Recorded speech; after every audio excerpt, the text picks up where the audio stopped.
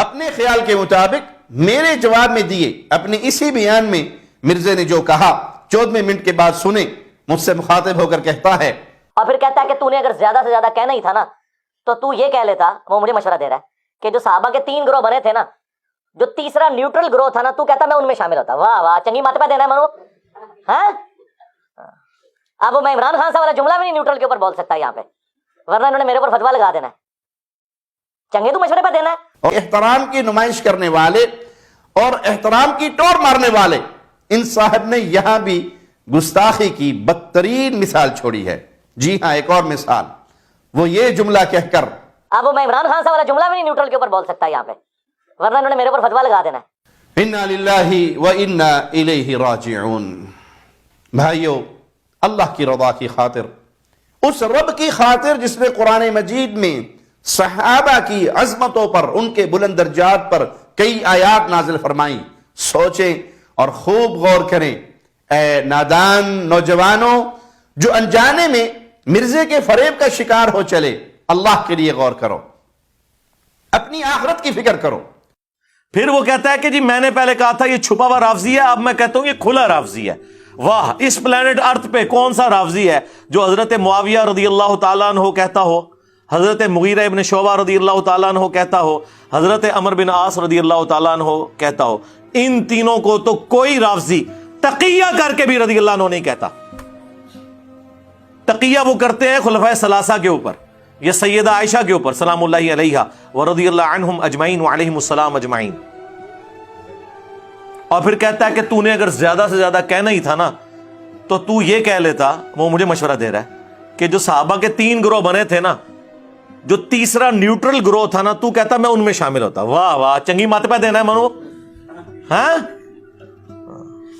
اب وہ میں عمران خان صاحب والا جملہ بھی نہیں نیوٹرل کے اوپر بول سکتا یہاں پہ، ورنہ انہوں نے میرے اوپر فتوا لگا دینا ہے۔ چنگے تو مشورے پہ دینا ہے، تو بتا قرآن و سنت کے مطابق میں کس کے ساتھ ہوتا۔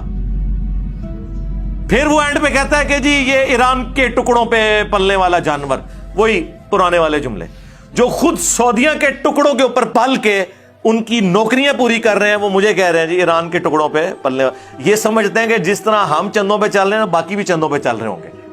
ہاں میرے بھائی، اس پیشن کے ساتھ چندہ نہیں کبھی بول سکتا، ہاں اس کے ساتھ نہیں کبھی تائید آتی کہ ایک بندے نے پوری وہابیت اکھاڑ کے رکھ دی ہے، اور ان کے یعنی انہوں نے جو لبادے اوڑے ہوئے تھے وہ اتار کے رکھ دیے ہیں۔ یہ کہتے تھے ہم بخاری مسلم کے ماننے والے ہیں، اب منہ چھپاتے پھر رہے ہیں بخاری مسلم سے۔ اگر بخاری مسلم کو مانتے ہو تو بخاری مسلم میں لکھا ہوا ہے نا۔ الحمدللہ چیزیں احادیث کے اندر بالکل واضح ہیں، لیکن چونکہ ان لوگوں کو پتا ہے کہ ہم جن کے ریال خور ہیں، جس ملوکیت کے، ہم نے اس ملوکیت کا کرنا ہے دفاع، بس صرف یہ وجہ ہے۔ اس دفاع کے اندر آ کے نا ہمیں یہ مشورے دے رہے ہیں کہ جی آپ جو ہے نا وہ نیوٹرل ہو جاتے۔ کیوں نیوٹرل ہوتے بھائی؟ کس دلیل کی بنا پر؟ بخاری اور مسلم دونوں میں حدیث ہے، فتنوں کے دور میں جماعت المسلمین اور ان کے امیر کو لازم پکڑ لینا۔ تو کیا حضرت علی اس فتنے کے دور میں مسلمانوں کی جماعت کے امیر نہیں تھے؟ پھر مسلم کی حدیث کہ جب ایک خلیفہ کی بیعت ہو جائے، جو کوئی خلاف کھڑا ہو اسے قتل کر دو۔ اسی کے تحت جنگ صفین لڑی تھی مولا علی نے، تو کیا مولا علی کا ساتھ نہ دیتے؟ پھر مسلم کی حدیث کہ جو وقت کے امیر کے بغیر، امام کے بغیر، اس کی بیعت کے بغیر، اسے پہچانے بغیر مرا، وہ جاہلیت کی موت مرا۔ ہم جاہل مر جاتے۔ اچھا پھر ان صحابہ کو کیا کہیں گے؟ بھائی جو صحابہ اکرام کو اس معاملے میں غلطی لگی ان کا معاملہ اللہ کے سپرد، لیکن بعد میں تو کلیئر ہو چکا ہے نا۔ ہاں اس زمانے میں اگر معاملہ ایمبیگوس تھا، بعد میں تو کلیئر ہو گیا نا۔ اور سرکار بعد میں تو ان کو بھی کلیئر ہو گیا جو پوری زندگی ان کی سپورٹ کرتے رہے۔ جی عبداللہ ابن عمر کو قتل ابن امیہ نے کروایا، صحیح بخاری میں موجود ہے۔ حجاج ابن یوسف نے پاؤں میں زہر آلود نیزہ مروا دیا تھا۔ یہ عبداللہ بن عمر کے اوپر کھڑے ہوئے تھے جی۔ عبداللہ بن عمر جو ہے نا نیوٹرل رہے ہیں، سرکار عبداللہ بن عمر نیوٹرل رہے ہیں اس وقت تک جب تک کہ انہیں ہاتھ نہیں لگے۔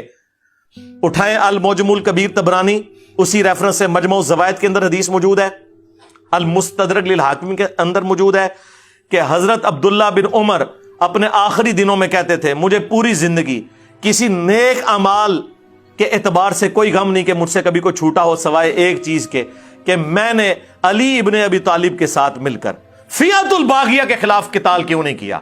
جو بات مولا علی کے ساتھیوں کو ان کی زندگی میں سمجھ آ گئی تھی, عبداللہ بن عمر کو وہی بات 34 ایئرز کے بعد جب بنو امیہ نے انہیں قتل کروانے کی کوشش کی اور وہ شہید ہوئے اسی کے اندر, ان کو سمجھ آ گئی. بعد میں تو افسوس کرتے تھے. اسی پہ تو میں نے بولا تھا نا کہ عبداللہ ابن عمر جیسا ہے ہی کوئی نہیں, تو اڈے نیوٹرل تھے, شہ ہی کوئی نہیں. اب کوئی بھی نیوٹرل بڑے سے بڑا لے آئے, عبداللہ بن عمر سے بڑا ہوگا, انہیں تو سمجھ آ گئی نا. اور دوسرا یہ ایک صحابی کے اوپر کھڑے ہوئے تھے جی, وہ ابو بکرہ, ایک ابو بکر ہے نا خلیفہ راشد, ایک ابو بکرہ صحابی. وہ کہتے ہیں جی بخاری میں ان کی حدیث ہے کہ ایک صحابی کھڑے ہوئے اور انہوں نے ارادہ کیا کہ حضرت علی کا ساتھ دیں جنگوں کے دور میں. تو ابو بکرہ نے انہیں روک دیا اور کہا کہ میں نے رسول اللہ سے سنا تھا کہ جب ایک مسلمان دوسرے پر تلوار سونت لے تو دونوں جہنمی ہیں, قاتل اور مقتول. اور ہم نے رسول اللہ سے پوچھا کہ مقتول کیوں جہنمی ہے, قاتل صرف جہنمی ہونا چاہیے تھا. تو نبی علیہ السلام نے فرمایا اس نے بھی تو اپنے بھائی کے قتل کا ارادہ کیا تھا, لہٰذا اب مسلمان آپس میں لڑ رہے ہیں تو تم اس جنگ کا حصہ نہ بنو. یہ کس نے کہا؟ ابو بکرہ نے. اور ابو بکرہ کے ساتھ جو بنو امیہ نے کیا نا, ہاں, جس نے مولا علی کے ساتھ یہ معاملہ کیا ہے نا, مرنے سے پہلے اس کے 14 طبق روشن کیے ہیں بنو امیہ نے.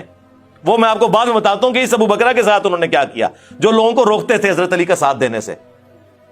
لیکن نیوٹرل تھے, یہ بھی نہیں کہتے تھے کہ آپ معاویہ کا ساتھ دو.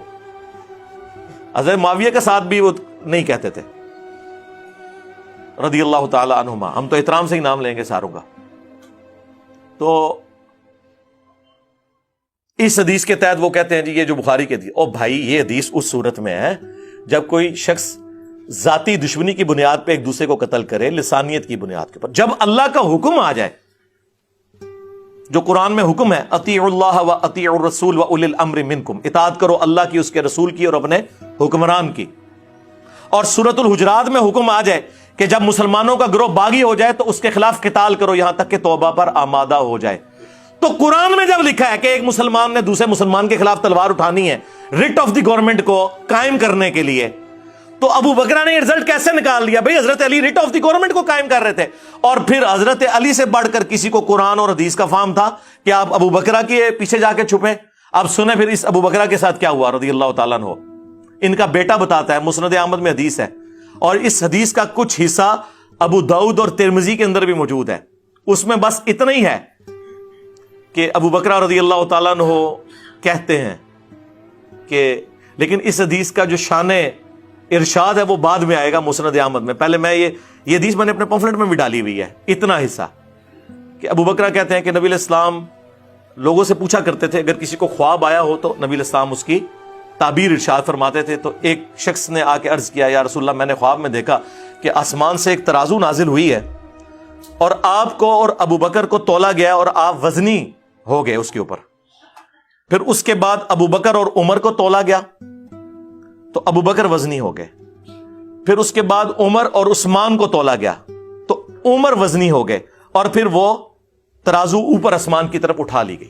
تو نبی علیہ السلام کا چہرہ مبارک جو ہے نا وہ اس پہ ناگواری کے آثار آئے. آپ کو پتہ چل گیا کہ یہ کس طرف اشارہ ہے. وہ مسند احمد میں حدیث میں موجود ہے کس طرف اشارہ تھا کہ خلافت بتدریج ملوکیت میں کنورٹ ہو جائے گی, یعنی حضرت عمر تک معاملات سیدھے رہیں گے. جو بخاری مسلم میں حدیث ہے کہ میری امت اور فتنوں کے درمیان دروازہ عمر ہے, جب اسے توڑ دیا جائے گا میری امت پہ وہ فتنے ٹوٹ پڑیں گے. اصل سیدنا عمر کی شہادت اسلام کی پیٹھ میں پہلا چھرا ہے, اور اس کا جو اینڈ ہے وہ شہادت سیدنا حسین ابن علی ہے. واقعہ کربلا